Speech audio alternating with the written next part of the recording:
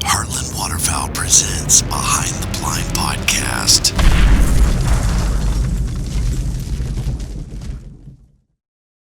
What was that, 2 years ago? Yes. Yeah. Well, this would be 3 years. Yeah, top 3 biggest mistakes of my hunting career. We have a really good pond that we hunt. Hold up. When you say top 3, so is it third or is it the I haven't top? really put those all. Yeah, so what if that's one of them? I want Maybe to know I what the should other ask two you are. that question. I want to know what the other two are. You got any more off the top of your head? For you? Yeah. Man, I'm going to need some time to think about all those screw-ups, man. Yeah. What comes to mind? What comes to mind? There's only one. I'm sure there's been a couple scouts or like really bad botched shot calls. I'm sure there's something along those lines. I'm not perfect. You're consistently pretty good. I will give you that. Well, generally a mistake's going to be a mistake in the birds not doing what you expect them. Okay, so mistake number 1. We're not going to shoot the ducks because we found 10,000 of them to shoot in the afternoon and it looked awesome. And there was literally like 100,000 mallards in a 5-mile vicinity. Front comes in and boy howdy, they just picked up and vanished that morning. And we were going to shoot the geese that morning. And I was like, let's not shoot any ducks because we want to save those for the afternoon. We got a really good spot. And we had like 5 giant flocks of mallards come in that we didn't shoot. And then the worst part about it. Footage was good though. Not the worst part about it. It's not shooting the ducks for me. The worst part about it, we picked up early to go shoot the ducks.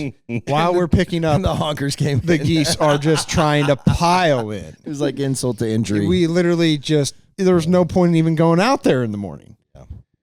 So yeah, it's number 1. I mean, at the end of the day, Number like 1. We're just busting your balls. I know, but it literally, I think about it a lot. That's when we were doing the daily edits too. When If you guys would have seen this, afternoon, Alex backed me up. He should back me up. He didn't back me up. He should back me up.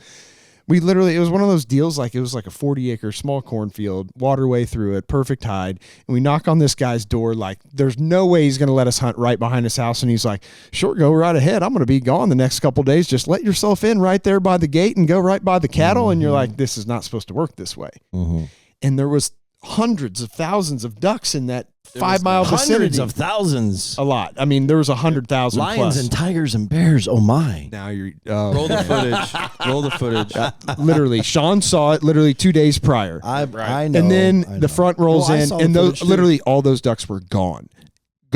We saw like 500 ducks in the entire skyline that night. And the night before, on that same spot, you couldn't fit another duck in the sky. Mm-hmm.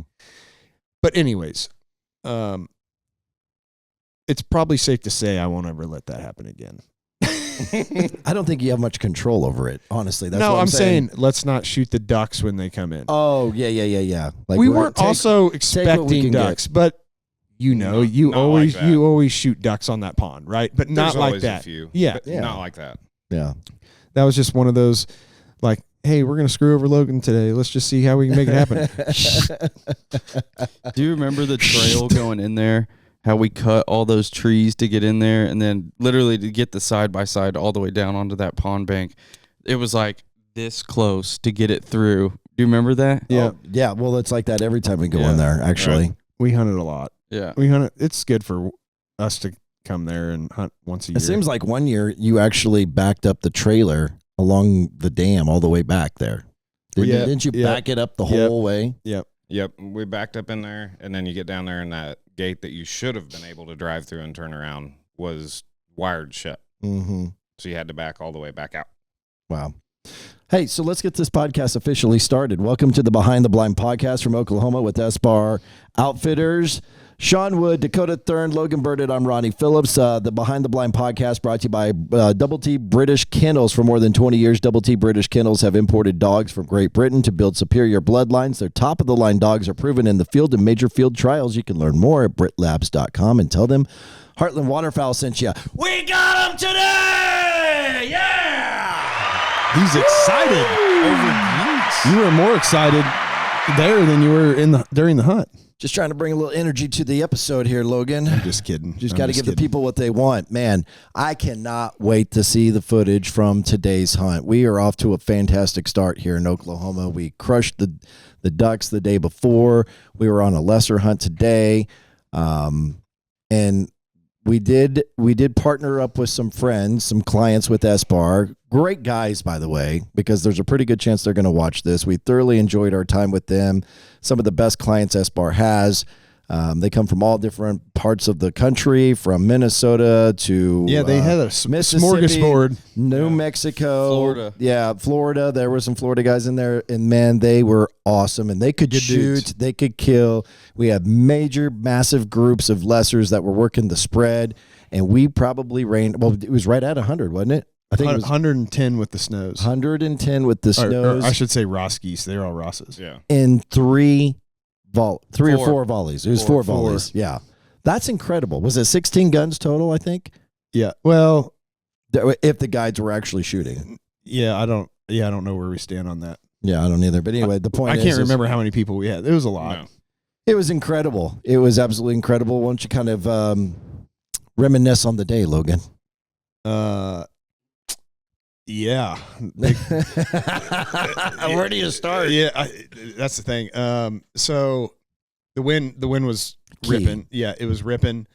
The first group was like, I don't know, a couple hundred. It was pretty small, 100, and they came right in. And when that Pretty happened, small.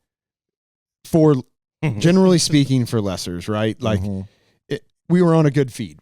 You know, there was a lot of birds in there, and then they worked right in. And when that happened, I was like, oh, game over. And we were hidden very, very well, obviously, with the tumbleweeds, but it was just a bare fence row, and we had that cloudy, weird filtered light. And sometimes they can just pick you out a little better in that light than, say, the sun in their eyes or whatnot. So I don't know. We're going to need to see what happens with this first group. When that first group did it, I was like, oh, this is over. Game over. And then the third group that came out I would say 3/4 of them came out at one time. And Tyler called the shot after, I don't know, we landed a bunch, and they were coming in, and Tyler, they kind of got a little skittish right there at the end, popped up, and we shot them. And yeah, it was, man, there was a lot of excitement today. Yeah, there was a lot of high-fiving and screaming and hollering. You talk about that filtered light, and I did also have a concern about that, but I think the saving grace was the direction of which they were coming off the water to us. And it was a side crossing shot. Which was downwind. And Sean saw that field with me the night before, and when they first came out, they were trying to go to that spot in the field, and we were obviously hammering them with the calls and the flags. And so we did get to pull them over, but they were still downwind from where we were set up. And it just, they pitched in perfect. It wasn't like they were going around and doing No circles. And trying, Yep. No convincing. that wind was just stiff enough that, I don't know, how 11 to 15 maybe. And they wanted to be in that field. It was a winter wheat field. They were content in there. They had been happy in there for several days. And when they got to the decoys, they pitched, and we gave it to them. Yeah, and we did. There was one volley I think we rained out. Like the second volley, was it? I think we rained out like 26 birds. Yep, that was on the second volley, and then I think the next two after that were right there comparable in numbers. And we shot a band today. Like the crazy thing is that really got overlooked, right? Right. It happened in that big volley. Casey, that's what his name was, right? Yeah, he was claiming Raymond on that one. He did. He didn't let that I thing. shot this one. He did earn it by how far he had to go to chase it. Absolutely. So I had no problem with that. But yeah, that band kind of got overlooked at 110 today. And And a band. Jake, how many bands you guys shoot down here a year? Not many, right? Oh, okay. So decent amount. So 3. yeah. So nothing. Okay. I thought you guys were less in the band world, but that's awesome. Well, and You're just big dogs, big timing. You look at all the excitement after a volley like that, and of course, all of them are going to fall dead. Mm-hmm. Everybody takes off running after birds. I mean, there's people running 500 yards, 600 yards. Yeah. It was catch up to the nuts. birds. When you It have was hundreds, chaos. when you have hundreds trying to finish, there's going to be casualties. There's going to Right. be, residual Casualties of war. Yes, exactly. So you're going to get some cripples. I got a question. Did he call in that band? Do you know? You don't know? I would be curious to know where that bird was banded from. It looked new. The band didn't younger. look worn, so I mean, it looked like it was in good shape still. Probably. That's yeah, exactly. So, wow, second day exceeded our expectations. I shouldn't even say that because, I mean, we had a day like that last year when we set up on the lessers in the rain, and that was filthy too. I mean, we were done quick. I think we were done by 8 o'clock last year. This morning. Last year and this morning was the same way. So I shouldn't say it exceeded my expectations, but I'll just say that it was incredible. So we're off to a fantastic start, and we've got another great hunt lined up for tomorrow. We'll get more into that in just a second. I'll remind you that you have the opportunity to win a Heartland Waterfowl Swag Pack. We just came out with a brand new line of stuff at heartlandwaterfowl.com, hats, hoodies, and T-shirts. Make sure you comment on these videos. Make sure you like. Make sure you subscribe. Hit that notifications bell. That's how you get entered to win at the end of this trip. And thank you again for checking out the Behind the Blind podcast, whether it's on YouTube or Spotify. Let's now go, pardon me, to the ducked up question of the day. It's brought to you, man, hang on a second. Just drink you a little bit of whiskey. Yeah, a little medicine. Actually, what that is some Dirty Duck coffee. Oh. We're really trying to stay up the rest of the night, huh? Chiefs game? That's right. Yeah, we got some Chiefs to watch. I guess I can't open that yet, can I? Ducked up question of the day brought to you by Dirty Duck Coffee. If your coffee sucks, it ain't the duck, the preferred coffee of choice in the blind and around the breakfast table for Heartland Waterfowl and waterfowl hunters in every flyaway. Save on a variety of blends by using promo code HW10 at dirtyduckcoffee.com. Q, what is the ducked up question of the day? Ducked up question of the day is all the same rules and regulations as a hot dog eating contest, but instead of a hot dog eating contest, it's a duck popper contest. Do you guys think you could do it? I could do it, but not very many. Like the same thing that goes on during, 4th of July. Do I get to dunk them in water? Like how many we can eat? Yeah, how many you can eat in a certain amount of time. How many duck Can poppers I say you something about this real quick? Because my father-in-law religiously every year watches that hot dog eating contest. Me too. I can't do it. It makes me want to throw Joey up. Chestnut's my hero, man. He's retired, man. He's retired. Yeah. It is so gross. And here's what grosses me out about it. It's not that they're eating that much. What grosses me out is when they're dipping it in the water. Yeah, they're dipping the buns in the water, and then they're shoving that and smushing it in. That makes me want to gag. I think it's so disgusting that I'll go out on the deck or go to another room when that's going on. I'm not saying I'm literally going to throw up, but I have no excitement or energy. I don't care to watch that.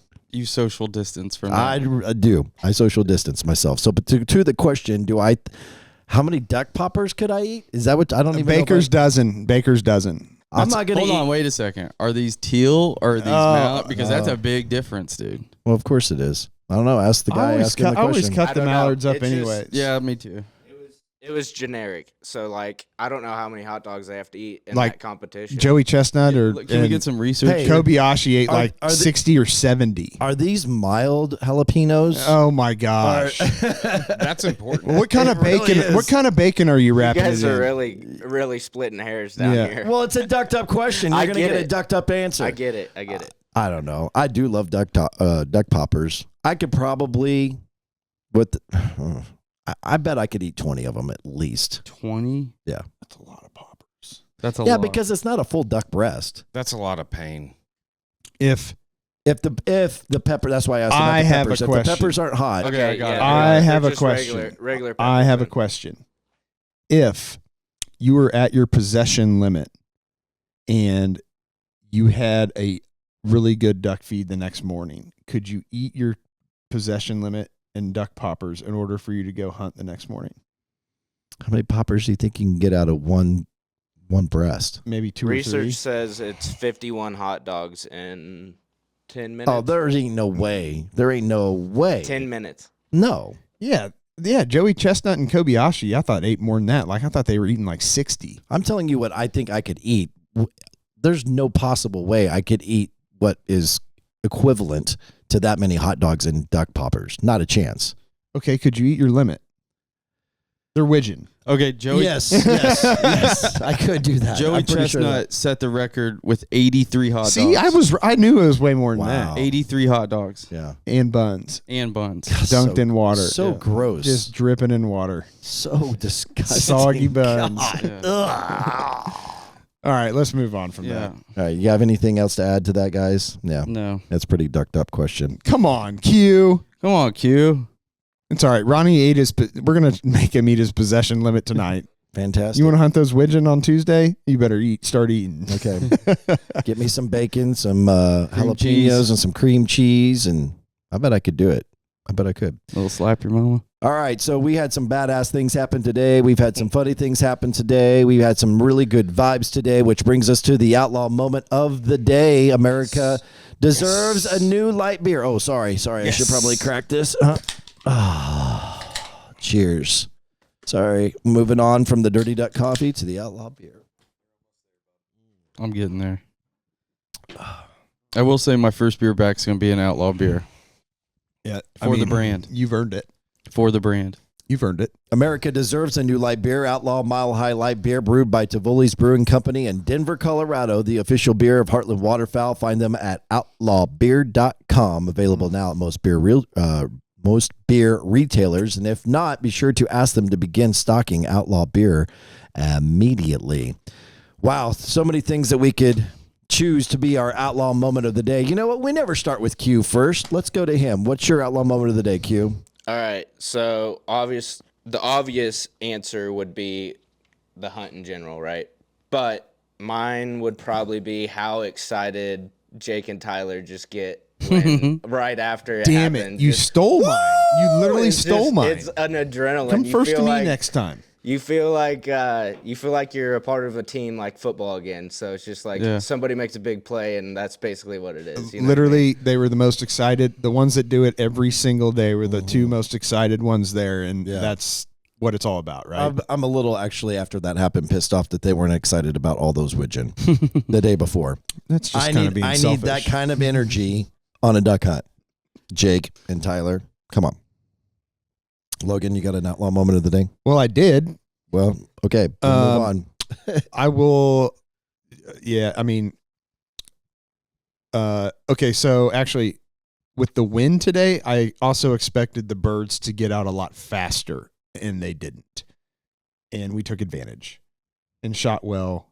3, 4, call it 4 volleys, and we have 110. That's good shooting. That's a good day. Yeah. DT, what's your outlaw moment of the day? I think my outlaw moment is probably having Maddie B in camp. And the reason why, like, everybody at the same time. Oh. Well, I'm saying this, like, it's kind of cool. The fact of, I think it's safe to say that Matt consumes a ton of our content, whether it's the podcast or the videos and stuff like that. So, like, for him to be able to see the behind of how all of this gets created and how we rock and how we roll, and then also to be able to get on the last 2 hunts, like, get to see some pretty crazy stuff in the last 2 days. There's a lot of firsts in the last 2 days for Matty B. So just to have him on that, to, like, I mean, just as anybody, if you're watching this, Matt's in the same position of watching some of this content and then now getting to be here. Like, it's pretty cool. Matt Bankston is the #1 Heartland Waterfowl super fan, and ranked. He is like a kid in a candy store. He was so excited. I got a clip of him, and I said, at a scale 1 to 10, what is this? And he said 11. I'm like, yeah, right on. It is. Well, with that said, let's transition to old Matt Bankston. What's your outlaw moment of the day, pal? Well, for one, the hide was absolutely insane. Yeah, no doubt. When they came in with a literal enclosed trailer full of tumbleweeds. Yeah, how big is that trailer? It had to be a 20-foot trailer. Yeah, full of tumbleweeds. Are we rolling? Yeah, We're good? It was Go ahead. probably one of the best hides I've seen on a fence line for an edge hide in a long time, and everyone was in layout blinds. Yep. Everybody did their job. They stayed low. The clients did amazing. They let the birds work, and we smashed them. Yeah. It was Fantastic. an amazing day. Good answer. No doubt. Good answer. Got an outlaw moment of the day there, I do. Sean? So my perspective is a little bit different from everybody else because I have done the guiding thing, and watching these guys work, they're incredible at what they do. You know, watching that big wad of birds come in and them having the patience to get them on the ground until there was every opportunity possible. I mean, that's second to none. Game respects game. That's right. Yeah, a lot of people call the shot early, or 100%. You get first, excited. The first ones come in. You see the first little bit bug a little, and it's like, oh, we got to take advantage of it. Nope, these guys got the patience. Yeah, they did the little lift up, and then they settled back down. You see I love that. Yeah. I was like, Yeah. That's exactly it. But to have the patience like that, Yep. it comes down to just experience, right?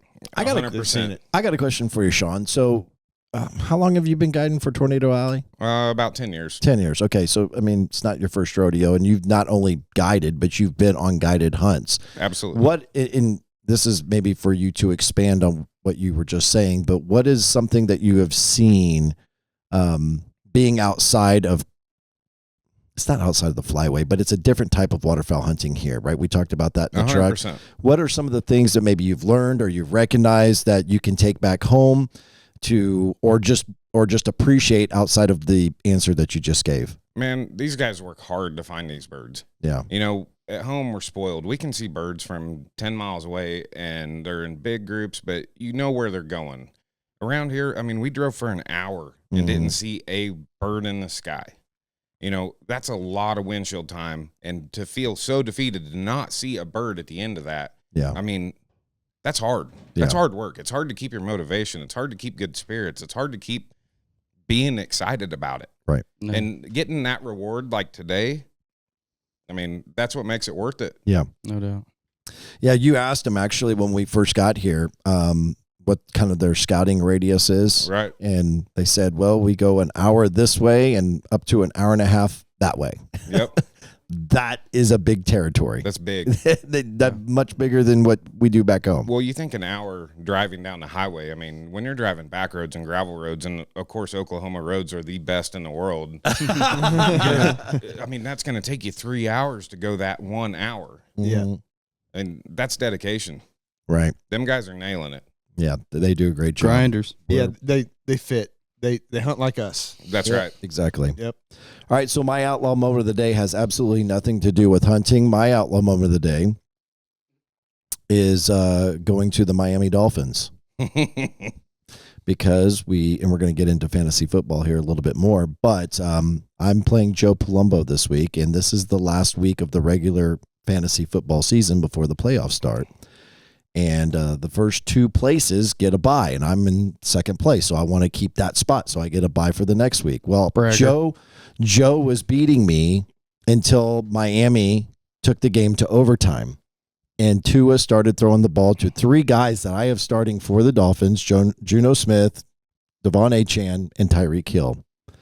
And the thing went from me being at a 38% projection to win to now being at a 65% projection to win, all because of what they were able to accomplish with the touchdown being scored in overtime. My outlaw moment of the day, Joe Palumbo.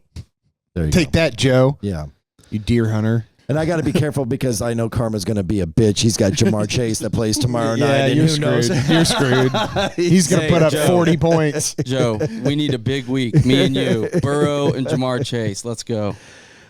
We got a great day planned for tomorrow, or at least it's setting up to be a great day. It looks like it's going to be another lesser feed. It's something that Jake came across tonight, kind of not the last minute, but towards the end of the scout. He's in here somewhere. Jake. He's on the phone again. Oh, is he? Yeah, I think He's a farmer working. called. Yeah, he's working. All right, so I only know based on what you told me, you've had more back and forth with Jake about this feed. So give us set it up for us. He just said, hey, buddy called me this morning, said I need to check these birds out, and went and checked them out, and there's a lot. And it sounds like the farmer hasn't let anyone hunt because of deer hunting type deal. Mm-hmm. And so they've been a little comfy, and he was like, hey, deer season's over now, so this guy's not hunting. You guys can go ahead and shoot him tomorrow. Wow. So, yeah. And then we went back and looked at the ducks that we shot the first day, and they're back in the field, and the field's a really big field, and they're in a different part of the field, which would set up potentially for Tuesday if we wanted to do that. And then I think you guys saw some birds too, so Switch places with Jake, Matt. Give him your microphone. So I mean, for the next 2 days, I think they're shaping up to have a couple options to end this trip on a good note. I don't know what our wind is tomorrow. We have a decent wind in the morning. Well, around where we're staying. What do we got, Jake? Northeast. Give at us 9. the rundown. We got a good wind in the morning. Yeah, I haven't looked. probably sitting on like $3,000. Been in there for a few days. Guys don't let anybody hunt it because of deer hunters. So Man, I'm glad I told the scout perfectly. Exactly. Me and you're on the same page. Thanks, man. So I called you. You're making me look good. Should be good. Northeast wind at 9 is what I saw at shooting time. Yep. Be good. Is that set up Coming good? from the north. Should just one swing us. Got a good hide. Waterway with Johnson grass. Wow. Head high Johnson grass. So we're going to be in panel blinds. Unfortunately, yeah. Have we not My proven man. to you that we can kill them in panel blinds? That day in the rain last year on that was incredible. Do you want to lay out hunt tomorrow? No. Tomorrow. Yeah, he does. We got a good hide for it. Okay.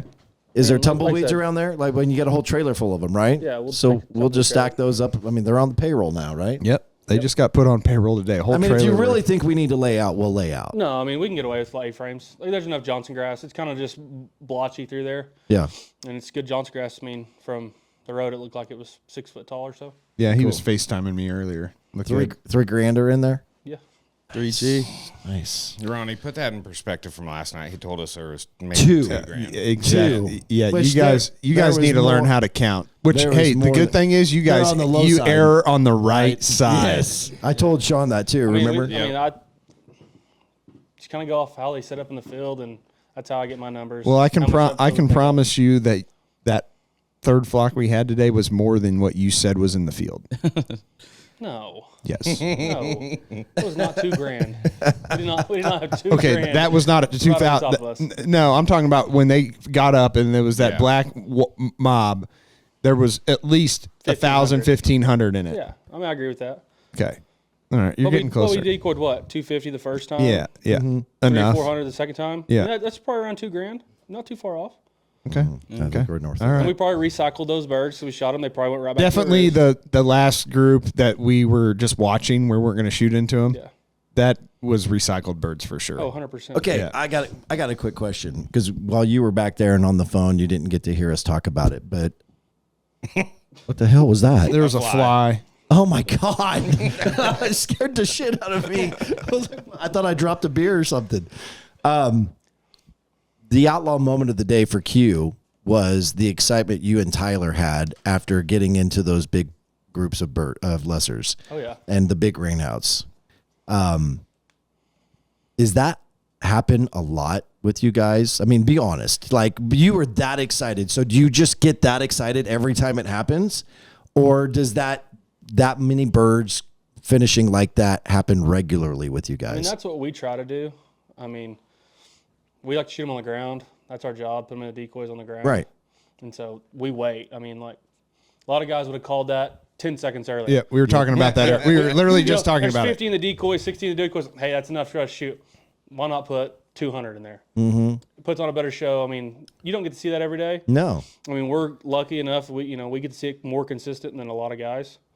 And so, yeah, I mean, we're pumped up, especially when guys shoot. You know, when you can put 300 in there and shoot 30 a flock. Yeah. That's awesome. I mean, So that's- why can't you be that excited when you have 300 widgeon? This is the landing in real hole? question. This is the real question right here. He was doing all this was a BS setup. just to get to that. Yeah, that was Literally. the setup. No, that's not true. But I did want an answer to my question. I So mean, don't get me wrong. I like shooting ducks, but geese are the okay, jam. all right.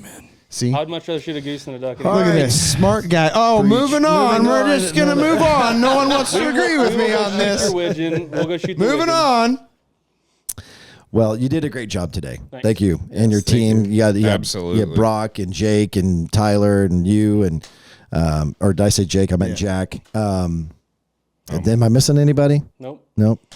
That was the And great name all the guys because I couldn't remember all. You got name all them. the You got guys. them. Yeah, you got- No. Name all the guys that were clients that joined us because they're probably going to watch this. So I'm gonna Casey. Yeah, gonna you give got them a Casey, shout out. You got Ken, and then you got some first timers with them, Okay. and then you got Mac, which is Ken's good friend. He's a first timer, Okay. so it's a good time for them guys. You know, The one guy said this was his first time shooting geese. Yes. Oh, Wow. Could you imagine that? Yeah. He's ruined. You might hang it up.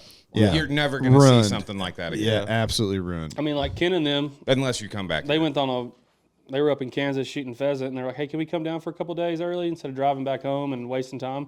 Right. And so they showed up Wednesday, and they shot like 88, and then we shot 78, and then yesterday they shot a 9-man limited cranes, and then we The shot gauntlet. whatever, 18 or whatever it ended up being Matt, today. that needs 30 more minutes. You know, You just rotate it. Just flip it at 180. We got a little lasagna. like we told you going. guys, We got hey, those this- guys are lucky horses. Behind the blind, this is what it's called. Like you were literally in camp with us. That is a lasagna that is in the oven right now, beeping at us, and so it needs another 30 minutes. Anyway, those guys were awesome. Yeah. I'm glad the clients They're- came out They're and awesome. joined us. They were great. It was a great fit. They had the same personality. I mean, same cut up personality as us. We could give each other a hard time. They were awesome, and we loved having them out there with us. All right, so let's get to wrapping this up. I talked about fantasy football, but we're not going to talk about that tonight because we still got the Chiefs tonight, and we got Monday Night Football. There's still and an opportunity for you to lose. there's still an opportunity for me to lose since I talk shit on Joe, and we need to cut this off because we got a Chiefs game to watch. So more fantasy football talk and the results of what's going on with that maybe tomorrow. So yeah, let's wrap this up. If anybody's got anything else, Don't forget to check out our episode from the Central Flyway from last week that went live today. we're in North America. In the United States. Kansas. We had an episode from Kansas that we filmed over Thanksgiving that we typically do at Champ Camp, and that video is now available on the Heartland Waterfowl YouTube channel. I'd love for you to go check that out. Obviously, this YouTube initiative is very important to us. We need to get more subscribers. We need to get more viewers. And if you're a waterfowl hunter and you like the content we're giving you, please tell all your buddies about it. It would be greatly appreciated. So as we wrap this up, for Sean Wood, Dakota Thurn, Logan Burditt, I'm Ronnie Philips, and thank you, Double T British Kennels, for your sponsorship of the Behind the Blind podcast as we come to you live from SBAR Outfitters in Oklahoma. Good night. Over.